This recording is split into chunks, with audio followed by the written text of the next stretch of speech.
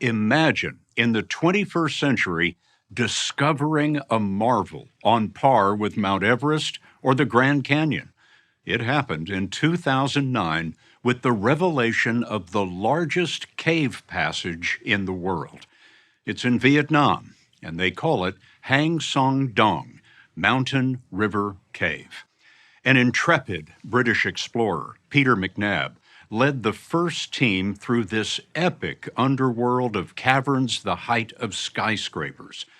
McNab is to caving what Armstrong is to the moon, the first explorer. Recently, we asked McNab to show us this wonder of the world. But before we begin our trek, we really have to show you a preview of where we're going. Simply glorious. This was the moment Son Doong caught us in its grasp. Sunbeams cascading 120 stories from a break in the ceiling. Groundwater above us slipping through the light like rain. And rock reflecting what seemed like the only sound in the world. Not many have stood in this space that transcends time. It was a reward for our journey that began days before. The only way to Son Doong is on foot, a trek of a day and a half.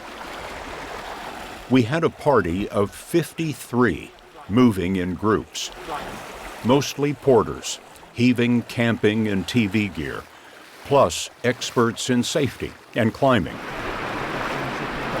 There were 20 river crossings, water flowing through limestone, two of the essentials for building caves. This is the slender center of Vietnam, the Chu Son Range between Laos and the South China Sea.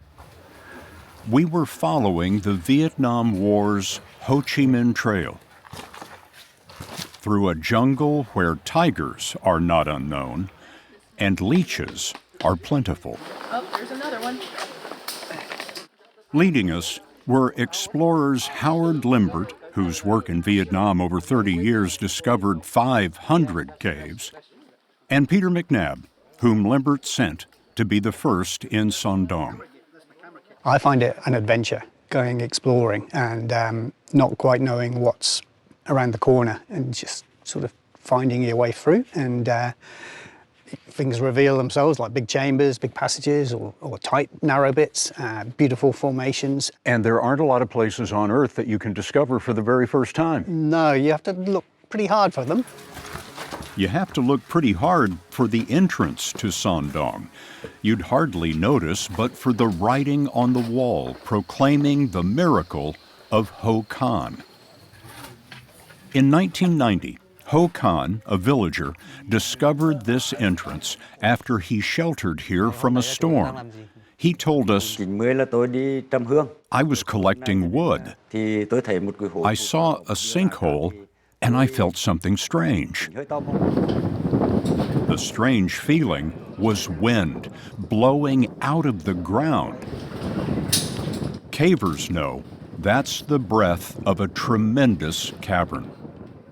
In 2000, the British cavers asked young Ho Khan to show them, but it took 8 years. He'd lost it in the trackless jungle. In 2008, I finally found it, he told us. In 2009, they started exploring. That exploration began here. We're just inside, looking back toward the entrance above. The first obstacle is a spectacular 30-story wall that our climbing team showed us how to descend. Can you step to the left side? Darkness would be nearly total, but we lit it so you can see.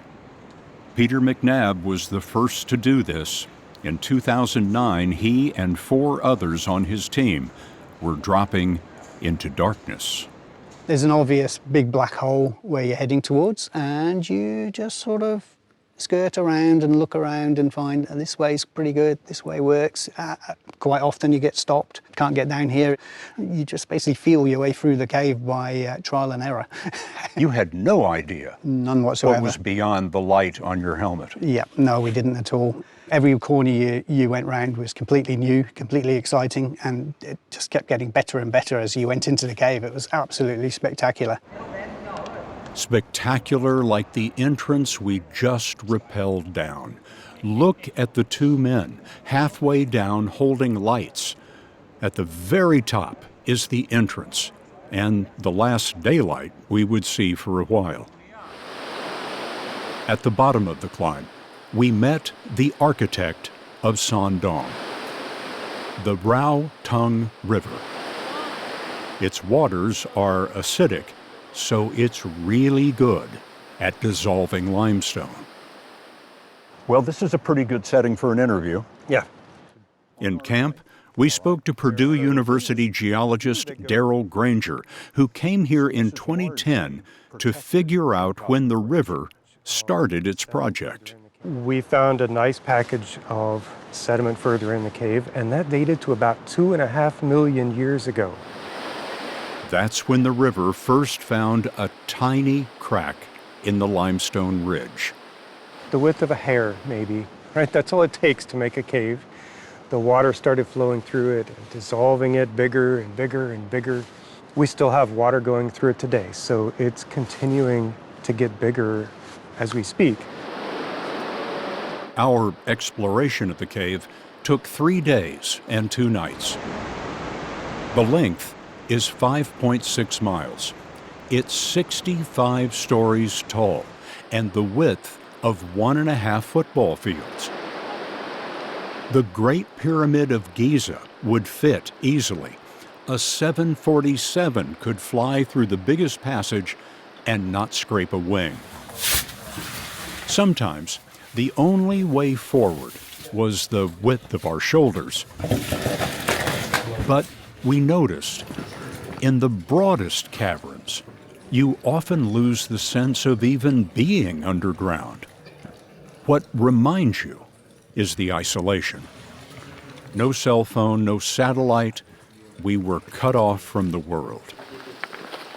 Roughly halfway, there was a light ahead. There are 2 skylights where the roof collapsed. For us, a break from total darkness and a chance to show you the scale. Geologists call these holes dolines. The word has European roots. It means sinkhole or depression. And this doline formed because the roof over our heads, the limestone, is a little bit thinner here than it is in the rest of the cave. Then, as the cave grew wider and wider and wider over millions of years, it was unable to support the roof above. It all caved in right here. What's remarkable about it is that it allows light into this cave that would otherwise be utterly dark, and it allowed the jungle to come inside the cave. Like everything else about the cave, this doline is enormous. It's 450 feet above my head. In other words, about the height of a 45-story building. We stopped here with Howard Limbert, who's explored Vietnam since the 90s. When my producer, Nicole Young, suggested this story, I turned her down. I said, Nick, it's a hole in the ground. Yeah. What was I missing? You're missing best adventure that happens in the world. Something no one's seen before. That's the beauty of caves. If you climb in a mountain, you can see where you're going. But in a cave, when you go in, you don't know what it's going to do. Your father was a caver. He was, yeah. So he was a caver in Scotland. Peter McNabb, the first in Son Doong, has been caving since he was a boy. You grew up in a cave. Not quite, but within a mile of it. McNabb is a construction manager in New Zealand, big projects like hospitals, but you get the sense he does that to pay for this. In all the caving that you've done, what is the closest call you've ever had? I've been stuck, I've had rocks collapsed, and I've been flooded in. He was stuck a few years ago when he went headfirst into a crevice that cavers call a squeeze. McNabb couldn't back out. A partner found him and used a knife to rip away his coat to give him the spare half-inch he needed. Did he pull you out by your feet? Pretty much. Yeah. You are still exploring this region. Yes. We come back every 2 years, and we've barely scratched the surface of the caves in this area. There may be another biggest cave in the world. There could well be. Truth is, McNabb's first expedition in 2009 never reached the end of Son Doong. Beyond this underground lake, he discovered a 30-story wall and ran out of time before he could scale it. Take in, take in, take in. We climbed it on our trek and understood immediately why they call it the Great Wall of Vietnam. Keep the line tight. Take in. Excellent. Take in on the lifeline. It's a 300-foot climb on slick rock with no foothold anywhere. Take in. Excellent, Scott. That's really good. Come right up to the corner. It's challenging enough until you realize, of course, you're doing it in the dark and it's essentially raining. The groundwater is coming from the roof. So with everything wet, you find yourself slipping back while climbing up. But our team got us up and over, drenched and a little exhausted.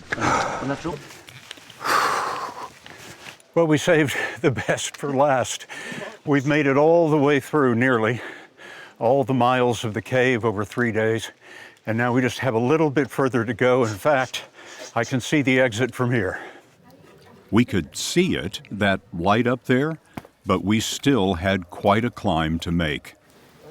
We learned by the end of our trek that Son Doong may be even larger than we know. Hundreds of feet below that lake behind us, the water is draining somewhere. There could be more caverns beyond. It's the work of millions of years, likely to continue for millions more. Unimaginable time, measured by a pendulum of light, illuminating the splendor of one of the greatest marvels on or under the earth.